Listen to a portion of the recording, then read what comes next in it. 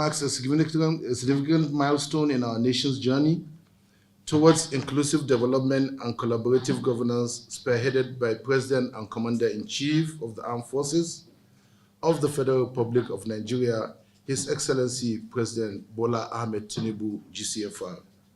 It is my profound honor to stand before you as the guest of honor for the inauguration of the National Stakeholders Engagement Framework Committee, a vital implementation arm of the government initiative in communicating federal government's projects and programs at the community or the grassroots level. This moment is a testament to the tireless efforts of individuals and organizations dedicated to shaping our nation's future. The framework we are launching today embodies the spirit of partnership and collective action, recognizing that progress is a shared responsibility. Our nation is at a pivotal juncture where every decision must prioritize the well-being of our citizens and the planet as a whole. This framework is a roadmap for engaging stakeholders across all sectors. Fostering dialogue and driving meaningful action. It represents a new chapter in our nation's history that is built on the principles of inclusivity, equity, and sustainability. Our nation, the key objectives of this committee will be based on inclusive decision-making in ensuring that diverse voices are heard and valued in national development processes. Collaborative governance by way of fostering partnerships between government, civil society, the private sector, sustainable development partners, by prioritizing the well-being of both the people and the community at large, and also empowering citizens by way of creating opportunities for active participation and engagement. As we embark on this journey, we are not just building a framework, we are building a movement that celebrates diversity, promotes social justice, and drives innovation. I urge all stakeholders to therefore embrace this initiative so that we can work together and strive to excellence in all endeavors. Let us harness the power of collective action to create a brighter future for our nation. And together, we can achieve greatness and build a society that is just, equitable, and prosperous for us all. In conclusion, I hereby inaugurate the committee. Thank you.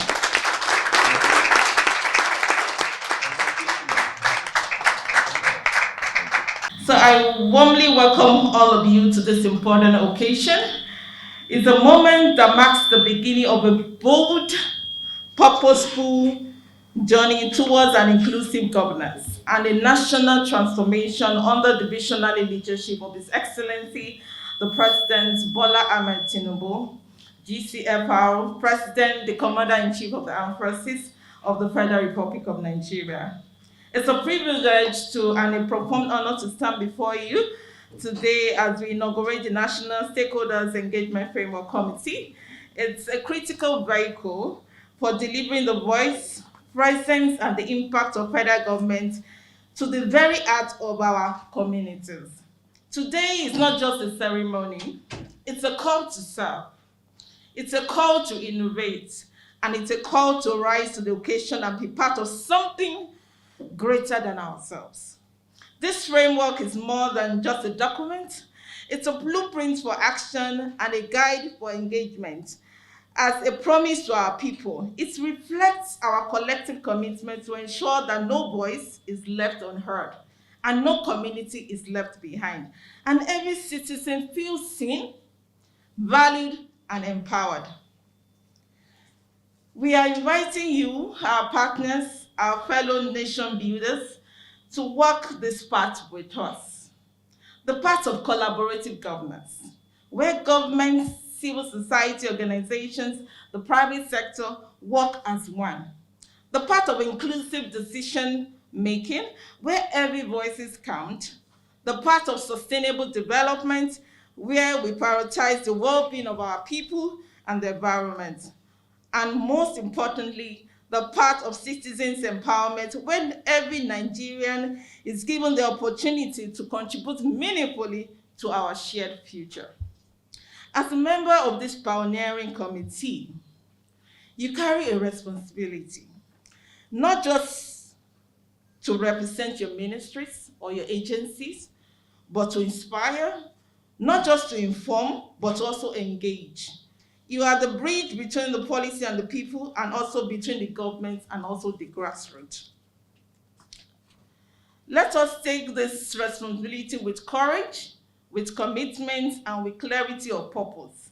Let us build a movement that fosters trust, drive impact, and reflect the best of who we are as a nation. Together, let's embrace this journey with open hearts, steady hands, and an unveiling resolves to serve. Nigeria is counting on us. Let us rise to this call. We have a lot to do.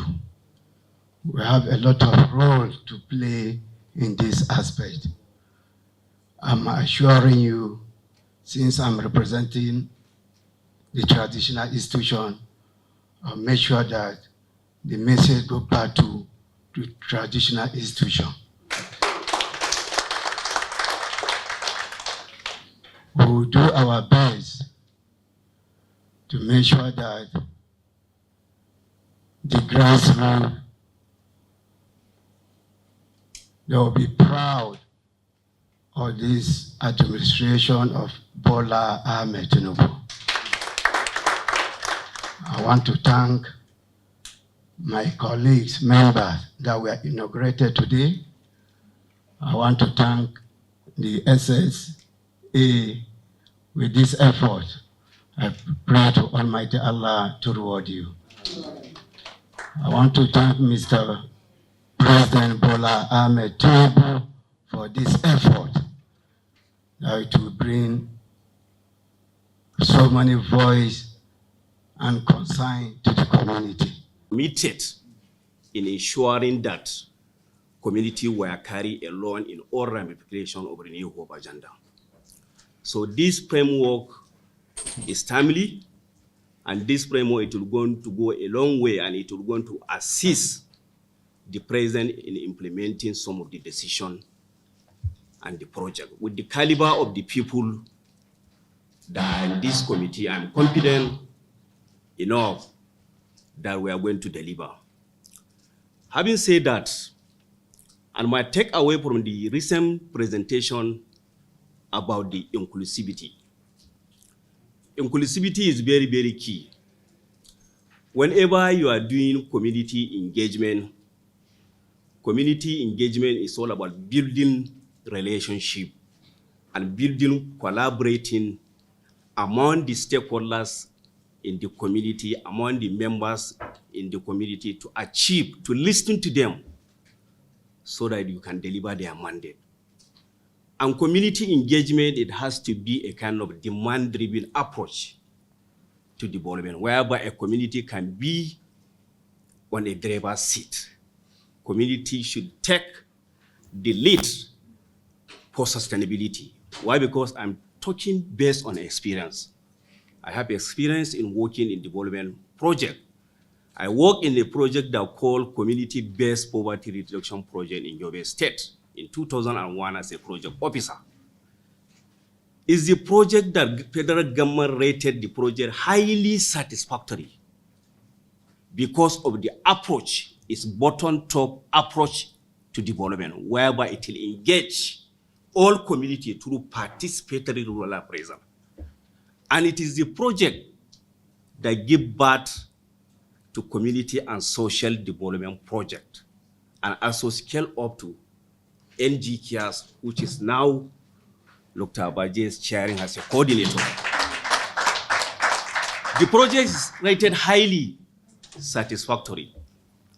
So the point I'm trying to make here, you can see what make that project success is all about engaging and involving and giving a community priority to be on a driver's seat, to identify, engage them in decision making right from the planning, designing up to implementation and the monitoring. But if you didn't engage them, there is no way that the project will be sustainable. So that's the extent I want to commend my sister for involving me in this committee. Why? Because this framework, if you didn't engage person with disability, it will be inconclusive. We are going to declare it inconclusive. Having said that, there is relationship, community engagement in relation. I want to talk of community engagement in relation to the person with disability, which refer to the process of involving and empowering individuals with disability, their families, and their community in decision process, program development, and service delivery. This approach recognizes the person with disability are not just recipients of the services, but also active contributors to the community. I want to talk about the key aspects of community engagement. Excuse me, Kumare is talking. So the key aspect is about inclusive and decision making. What I'm trying to say, ensure that persons with disability are involved in decision making. Ensure that all the framework, all whatever you are doing, you capture the aspect and the input of community of persons with disability. As always, he asked me to assure this powerful committee of our support all the time to ensure that you have a successful assignment that will be positively impacted on the communities across all over the country. So we wish you all the best and successful engagement. Basically, we're expecting a framework is not just a document. It's an approach. It's only going to be that we are documenting the approach in a book format. So what we are expecting is the structure in which Nigerians can know that they will be heard. Government will be listening to their thoughts and their processes, and we are creating that approach, that format where they can give their own input into the governance of the administration. Is resolving three key things. One is that you know that whatever, even you as a person, you have an opportunity to put your input into the governance, you as an individual. Communities have the same opportunity. That's an approach. The second thing is that it becomes a legal way in which there is a feedback. Whatever the activities that will happen, whatever the projects, whatever the program, whatever intervention, whether it is government or political, it will have a feedback, and that feedback will help to make it better. What we've just done here is the inauguration of the committee member that expands across different ministries and agencies. So you have the professors that are here, the academics that are here, the traditional rulers are here, the private sectors are also here, because we want it to be an inclusive framework that will guide the federal government on how they are engaging different parastatals on different projects and other activities of the federal government. Yes, this is coming from the federal government because there's a constitutional backing that involves the federal government to do so many things, and that's why the federal government is leading the way by showing other levels, other tiers of government what we needed by establishing this national framework. By the time we are done, the state government can also adopt it and say we also want to follow through with the federal government to have our own state framework on how they engage policy. The bottom line is about bottom-up approach to governance. We want the people that we are leading. Nigeria has celebrated democracy for 25 years, and this is a germane initiative of the federal government to show that we are not just a government of the people, by the people, for the people.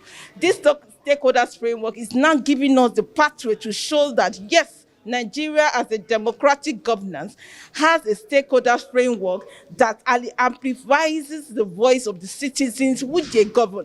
So we are not just talking, we amplify their voices, get their input, and use their input to shape the policies and laws of the federal government. That is what we are doing here. So in the next 2 months, the framework will be ready and will be presented for validation. Then we'll now send it to the executive for review. what we did today is to inaugurate the committee for stakeholder framework engagement. What we're trying to do is to see that across the ministries, departments, and agencies of government, there's need for us to have a bottom-up approach in engagement with relevant stakeholders.